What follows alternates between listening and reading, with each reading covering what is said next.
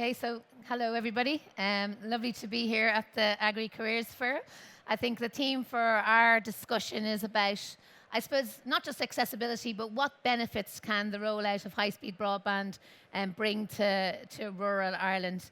And we've a fantastic panel who live in rural Ireland and have lots of experience and lots to say about this subject. So let's start by introducing them. So first of all, we have over there, we have Carmel Fox, who for the last 27 years has been the CEO of Ballyhowra Development. It's a community-led local development company and supports communities, individuals and businesses in the area of East Limerick and North Cork. And when I was talking to Mairead Lavery, who knows Carmel very well, first of all, she said in any other country, Carmel would be Taoiseach. But then she also told me that Carmel was the go-to person for anything you ever wanted to know about rural development. So I've written that down now, and I'll make sure that I put Carmel's number into my phone. She's married to Jim. She lives on a farm in County Limerick. She started working on Ballyhowra Fáilte in 1998 on a one-year contract. So she obviously did something right, that she was the CEO for 27 years. And I suppose in terms of the results, Ballyhowra has become internationally recognised. It generates an income, tourism income of 45 million a year. It supports over 1,600 jobs, and it attracts some major outdoor events, including the European Cross Country Championship. So fantastic, fantastic work there, and it'll be great to hear from Carmel in a second. Our second panellist is Brian Smith, and Brian is actually a dub like myself, but Brian and his wife Juliet moved from Dublin to Balcarra in County Mayo 10 years ago. They own MabTech, which is a medical equipment company. They operate 6 websites from their home, and they sell more than 5,000 medical products online to 140 companies. And actually recently they sold some products to George Clooney, well maybe not him directly, but for his movie Tomorrowland. And actually I was in Brian's house in Balcarra there a while ago, serious house envy. But Brian will also tell you about what having high-speed broadband has done for his family and for his business. And then finally, we have Peadar Gill, who's the chairperson of the Munter Connacht Community Broadband Project. Munter Connacht recently won a competition that Open Air ran to pick the next area in the country to be fibred. I was one of the judges, as was Mairead. We had a great judging panel, but a fantastic submission by Munter Connacht, led by Peadar. And when we went down there, he made an amazing speech at the school there on his line, and I've stolen it and used it a number of times, but he said, the opportunity for broadband in rural Ireland is similar to taking a country lane and transforming it into a high-speed motorway. And it was a fantastic line, and I think it really does kind of tell the story.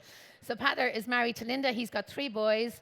He travels around as a key account manager of Valio, and lots to say about what this is going to do for Munter Connacht. So let's start with Carmel.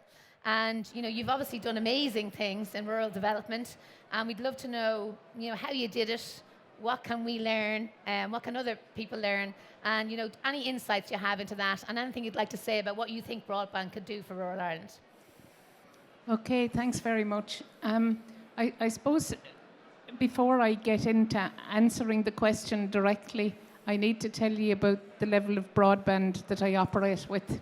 And I'm really pleased to hear the extra rollout that AIR are doing. And I'm so looking forward to the rural broadband scheme being implemented entirely. Because when I checked my broadband at home, it was 7 of a download and 0.11 of an upload. And at work, the upload is 1.5. So we're on a very, very poor broadband. And I have the revenue fairly cross with me that I can't do revenue online. But, when you see the broadband levels. And to look at rural development, there are many really positives that have happened in rural areas. But I don't think any single thing is going to give as big a nudge to allowing rural areas to move on as having good broadband can. And I just explained that my next door neighbour was working 35 minutes away. The company that she works with moved to a place that takes her an hour and a half now, because there's a bottleneck as she gets in there. The company have offered her to work from home, but she's my next door neighbour. So you can see the kind of broadband she has and the challenge that she has with being able to work from home. When you look at others around me, all the farmers that are dairy farmers, they want to register their calves online. They want to get on to their agri suppliers of one kind or another. But that's not easy. It's probably possible, but very slow. And for a lot of people, they still do the paper method because that's easier and faster for them. So if you go a few miles further on, and there's the chap who has the nursery, and he's a wholesale nursery providing plants into the garden centres. He wants to put them all online. He wants the nurseries to be able to buy online, but he doesn't have the broadband to allow him to do it.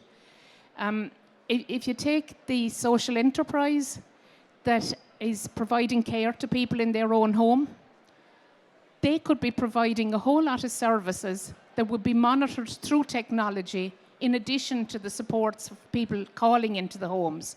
But all of that requires broadband. And if you take the small agri-food business, they need to market it. The people that have rural tourism businesses, they need to be online. So, in fact, it doesn't matter whether you're the person with the child in primary school that wants to do something for a project, or right through the education system, or a business. They all need it. high-speed broadband, and it needs to be future-proof by being fibre to the door. Yeah, absolutely agree. And our solution, and we have the head of our fibre rollout sitting down there. Our solution for rural broadband is fibre to the home. For that reason, it's hard to do it, so you need to do it right once, and you need to do it right. You know, it might be actually useful to go to Brian now, because Brian used to have similar speeds to Carmel and was part of a Balcarra pilot that we did, and now has fibre to his home. Is that working yet? We were working a bit faster than Carmel was working at. We were working at about 2 meg download, 1 meg upload. We were running 6 websites with that speed. It was difficult. We're now running at, and I hate saying it again, Carmel, we're running at approximately 960 megs download, and it's constantly 250 meg upload. We're doing things in the space of minutes that used to take at least an hour. It's become the lifeblood of our business. There's been a revolution in the last 12 months to 18 months with the use of tablets for people accessing online purchasing and that, so that every website now has to be able to be fluid and to be able to accommodate every device that somebody accesses your site on. And it's these speeds that allow us to operate in a beautiful part of the country. I'd never have imagined that I was going to do this, moving from Dublin to a country area 10 years ago. And you've seen it have a positive impact on your business as well. You were saying to myself and Carmel outside that business is up. Business is up. I gave you a number just outside there, so I just say it's up. Sworn to secrecy. Sworn to secrecy. So thank you, Brian. I suppose in terms of Peadar, you managed to rally the community in Munter Connacht to put in an amazing submission for the Fibre Power Your Community competition. What do you think was behind that, you know, in terms of what were people coming in and talking to you about, the things that they needed for the community of Munter Connacht?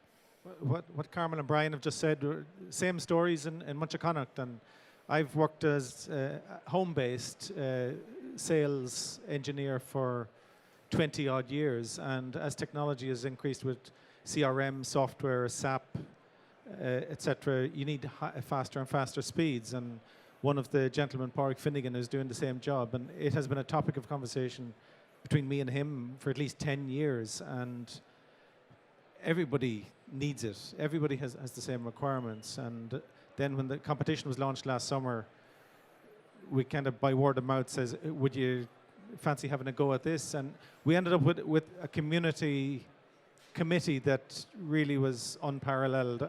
I was captain of my local golf club 2 years ago. I was involved in football clubs, but I've never seen a committee work as well. Everybody had a common goal, from the we're a small community. We have only 14 townlands, but the four corners of the community, the people just got together, and we had a synergy. And if you look on our website, you'll see our video, but we produced this document as well, and you can see what went into it. We have submissions from various people there, home workers, parents. We have the ultimate, it's almost like a Sophie's choice for far too many women, for example, who are, well, or some men, but mainly women, who have a choice between their family and work, and that's not a choice any woman should have to make.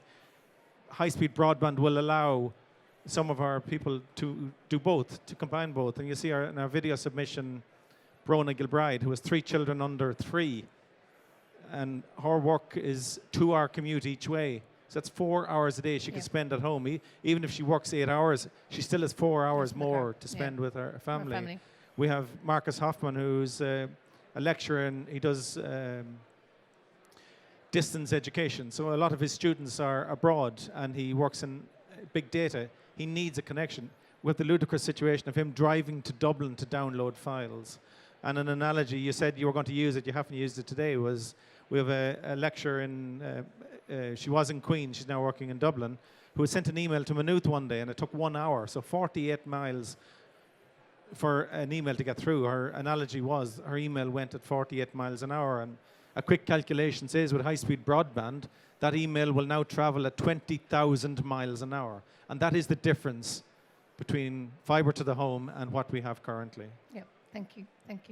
So Carmel, we talked at the start before you started telling us about broadband, your own experiences, and absolutely articulated the needs for rural communities. In terms of your experience as a leader in rural development, what are the learnings for us there? How do we get communities? We were blown away by the quality of the community entries into the competition, as as Peter said. What's your ideas and experience there about maybe how do we get communities more involved and try to make this happen faster, and because everybody is crying out for it? I suppose if I answer it from taking 2 points of view, one is just about community involvement, and another is a specific example about broadband. So in terms of community involvement, wherever there's an opportunity, communities are really good at working together and at facilitating the delivery of that opportunity. Now, sometimes that needs an external prompt or an internal prompt, like in your case, where someone from the community says, come on, can we? So the external prompt might be AIR coming on and doing it. The second example I'll give you is one which is true across Finland and England, but where the national broadband scheme, when it was rolled out, didn't reach everywhere. And I suppose I have that strong suspicion that even though the national broadband plan here is meant to reach every house, that it actually won't, and that there's a need to put something in that facilitates reaching those most hard to reach.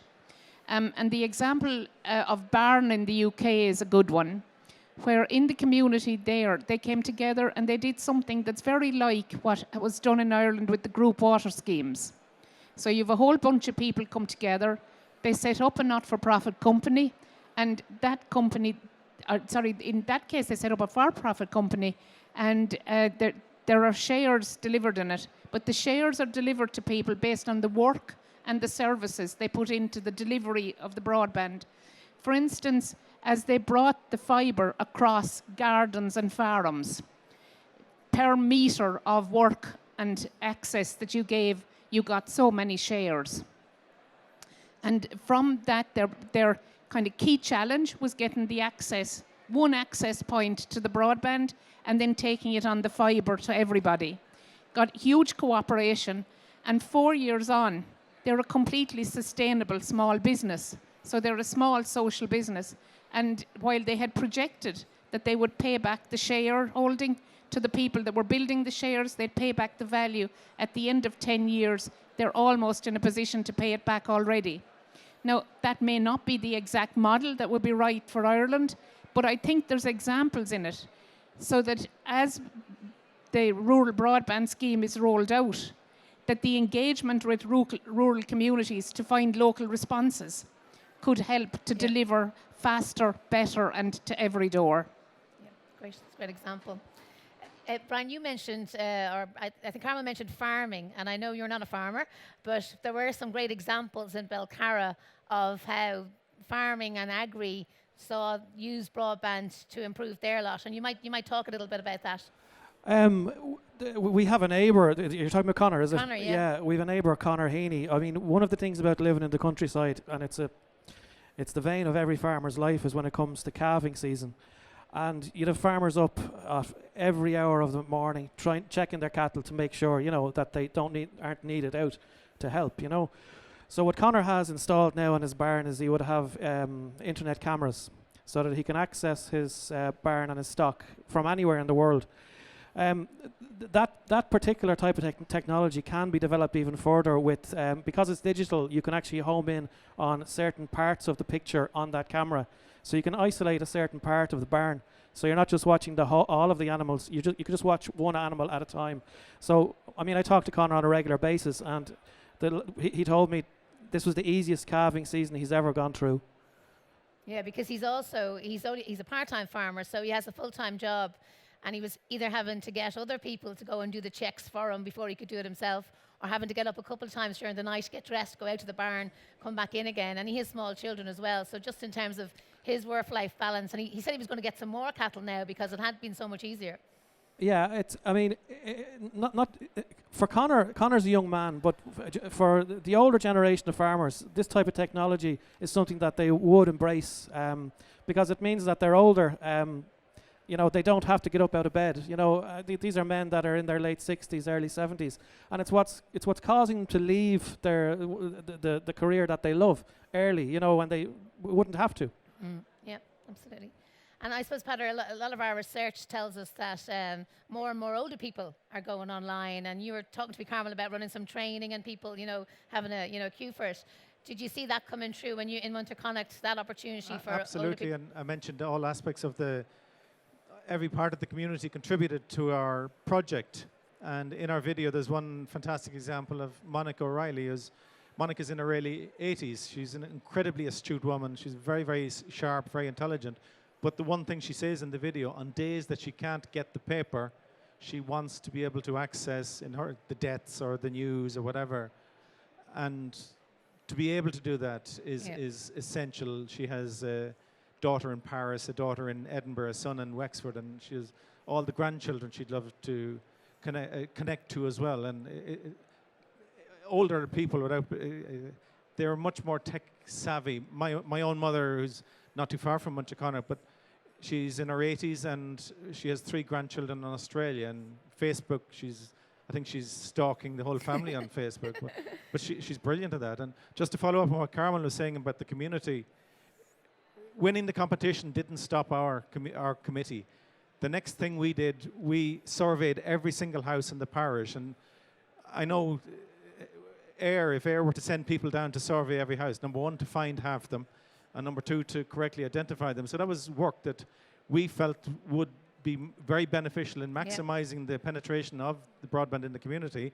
And over the last weekends, we reckon there's about 500 trees have been trimmed in the area. And again, you know better than I do the cost of hiring people to do that. And this is, again, the community mucking in. People who weren't involved in the committee said, please let us do something and put on high-vis jackets and get wet, but cut the trees. And so it's fantastic. The community is absolutely incredible what they've done. So the next step is to be connected, and we're really, really looking forward to getting everybody online. And we will be your showcase, and definitely we'd love to have you back down and show what you can do and how we benefit. Yeah. And we want to be, it was a line in the competition, we want to be the next Belcarra. Yeah, I think, and we have to emphasize how helpful that is to us in terms of, identifying all the houses through a survey. It is much harder for us. We don't know necessarily all the areas, although we have some local knowledge, and also getting the tree trimming done. So just making our job easier when we actually come into Munter-Connacht and we're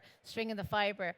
And again, if we could get all the communities involved in practices like that, it would certainly make the rollout easier, maybe a bit cheaper and faster, because as I said this morning, we absolutely understand that this problem isn't solved till the last person in Ireland who wants high-speed broadband has it. And while we're making lots of progress, there's still an awful lot of homes and businesses, and we've talked about some of them that don't have access to sufficient speed. So yeah, so that's been fantastic, and we're very excited now to get the fibre strung and get people's homes and businesses connected. I suppose in terms of, Carmel, have you got other thoughts on the subject? Or I liked your idea, and I'm definitely going to look it up in terms of, I mean, I think the government are committed to the 100%. Other countries have gone for 95, but they are committed to it, and I hope that's what they stick to, because, you know, everyone should have it. Yeah, I suppose the one thought that I have is that you never get one size fits all. Yeah, that's true. So that in the tender that's going in for the national broadband, that tender should be such that it has flexibility inside in it to look at different community engagement models and to see how it can manage to achieve total rollout, and maybe have an identification of some of those areas that are going to be the toughest to reach, and to put those models in place for those areas with community involvement. And I think there's real potential to do that, because people are very, very anxious to get broadband. I sat on the Commission for the Development of Rural Areas, and there were consultations around the country, and the single highest issue across all of them was broadband. So it's very much on the minds of people right across the country. Absolutely, absolutely. I think the department are, you know, if you look at their all what they've said about the National Broadband Plan, they're very anxious to make sure that we have solutions for those very hard to reach areas. They've also talked about, you know, maybe we shouldn't leave the hard to reach areas till the end. Maybe you could start with them and move in rather than the other way around, the natural way.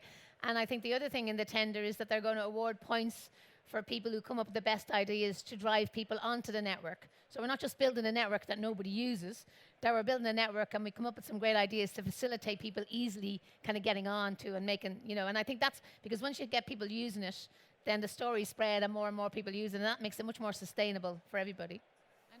And I think that use piece, in a broad sense, is about looking at what are the wider set of things that people want to use it for.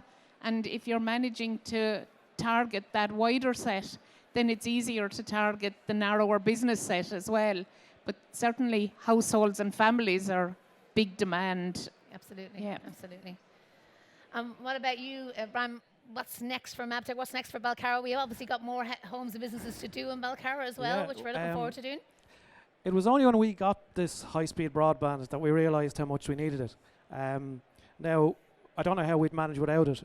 A lot of our software is now on the cloud to such an extent now that we're actually looking at virtual hosting and getting rid of our servers altogether. It's our speed, our connectivity is so fast that it's our hardware that's slowing us down. Yeah. Now that we have, I suppose, the Greens back in government, we're going to be reducing our carbon footprint by hosting our servers maybe in California or somewhere like that. Mm. And will that drive efficiency and cost reduction for you if you can do that model for your business? It will help us collaborate with suppliers and customers a lot easier. They will have easier access to our servers all the time. Yeah. It will increase our security in that we don't have to worry about making sure our security software is up to date. That's with the actual people who provide the hosting. And it's I suppose as well, we will always have access to the latest server technology and not being outdated within 6 months. Yeah. So you can stay ahead of everything. And well, that's the whole idea, so it's looking good for us. Yeah. And Carmel made that point about that future-proofing, because, lots of the laptops today, can't use 1,000 megabits or a gig. But when they can, you have it, and you don't have to do it all again, which I think is usually important. Yeah. And I never asked you this question, and I should have done. Do you support Dublin or Mayo? Well, if you want to have any chance of winning this Ambergar, you know what the answer to that is, but... I'm a rugby supporter. Oh, well, that's an absolute cop-out. That's a complete cop-out. You came from the north side of Dublin. You must have watched GAA. That's a real cop-out. And I suppose, Padra, how about you? I suppose, if we are, hopefully we'll be back here next year, or apparently we're coming back to the whole RDS next year because we've had such a big crowd today. What would you hope you'd be saying about Munter Connacht this time next year? You can hear me? Yeah. I think Brian touched on it there. There are people who know what's coming. There are people who don't know. I think we're like expectant fathers. We know there's something great coming. We're not quite sure what it is, but when it comes, it's going to be well I hope it worth won't it. keep you up all night. No. Sorry? I hope it won't keep you up all night. Well, it might. Maybe we'll watch Netflix or something. No, as I said, we're nervously awaiting what a lot of us have a good idea, and as what was said to me, the people of Munchauconnet have no idea really how good this is going to be and how it's going to catapult us into high-tech area. And as I said, we will be your poster child, you know, and so we're really looking forward to it. Great. So I think I've just got my time there. So I just wanted to say thank you so much to my great panel. Thank you to Carmel Fox, thank you to Brian Smith, and thank you to Peter Gill. And we look forward to telling you the Munter Connacht stories when we're back next year, and hopefully some more rural stories as well about great broadband all around the country. Thank you very much, guys.